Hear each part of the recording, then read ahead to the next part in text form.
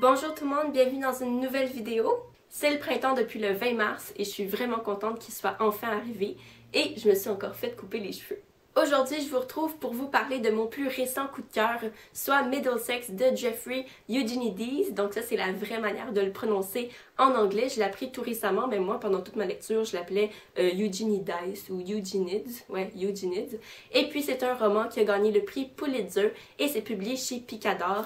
Je me suis fait une petite liste, là, un petit carnet pour essayer de vous parler de ce livre de manière claire et concise parce que ça fait quelques fois que je fais la vidéo et je m'étends et je m'excite. Donc j'espère que ce petit carnet cette fois-ci va m'être d'une grande aide.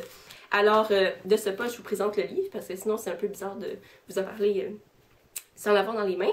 Donc le voici. On a le gros écusson prix Pulitzer en avant, donc on est sûr de le savoir, inquiétez-vous pas. Et puis ces petites images-là dans le livre vont faire sens pour vous dès que vous allez le commencer. C'est comme un peu le début puis la fin du roman, ce que je trouve assez chouette comme concept. C'est des images choisies avec beaucoup de réflexion.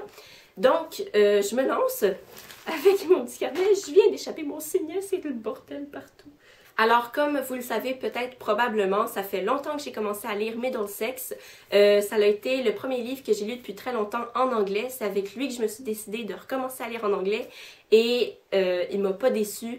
À cause de ça, j'ai plein d'autres livres en commande en anglais. Ça a été vraiment une grosse aventure. Pour moi, c'est un roman épique au même niveau que l'Odyssée d'Homère.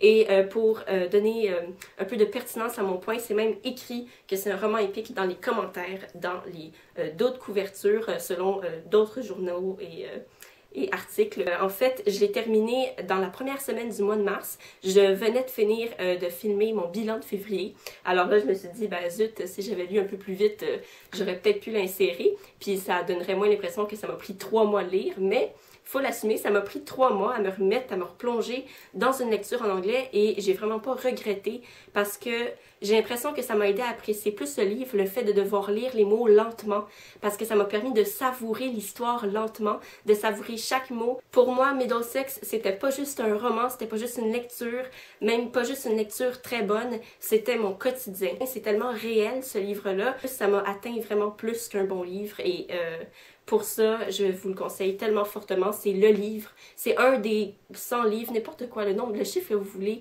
C'est un livre à avoir lu dans votre vie. Ça fait partie maintenant de ce genre de livre-là pour moi. Et ça va très certainement être un livre lumière. Si je vous refais une vidéo là-dessus, livre lumière, mais comme à 200%.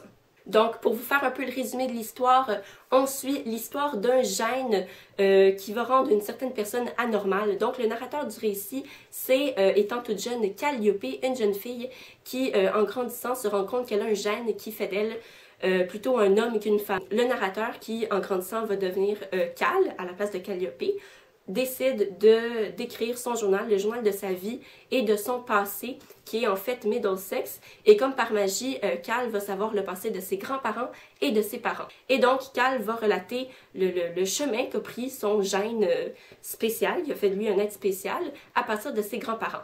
Ses grands-parents, donc, sont grecs, ils vivent en fait dans la Turquie actuelle.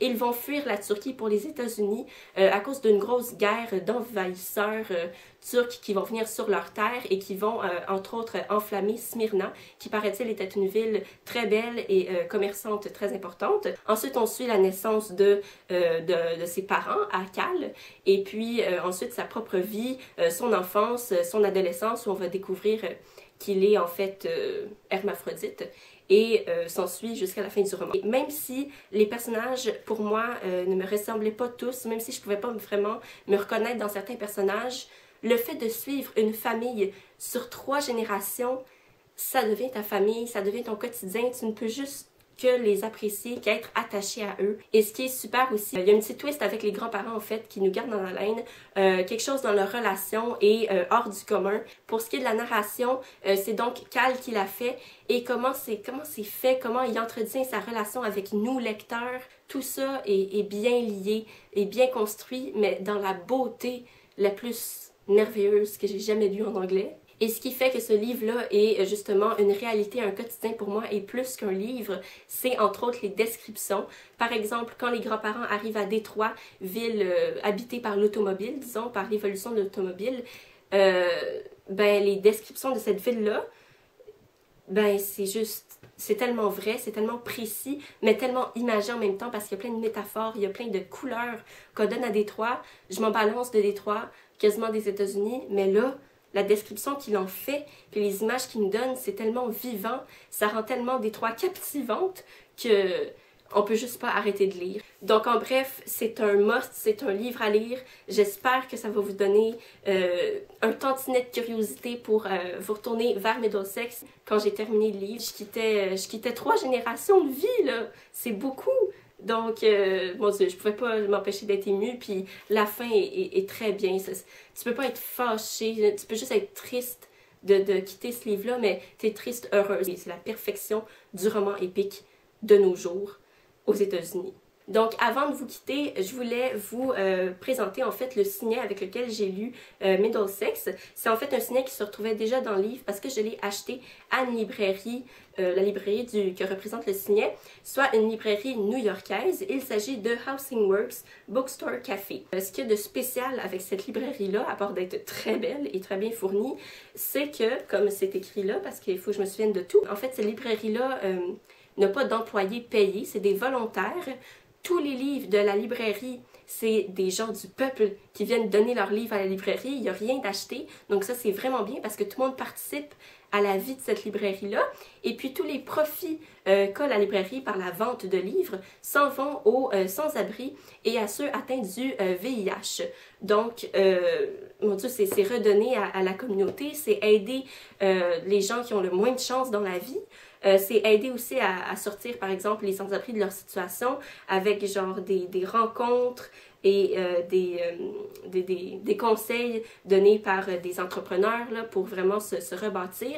Donc, c'est vraiment cool comme librairie. C'est propre. Il y a même un café justement dans la librairie avec la super bonne bouffe. Je vais vous la montrer un petit peu ici. On a le texte, on a l'adresse aussi. Donc, si un jour vous passez par là, ben, vous irez la visiter.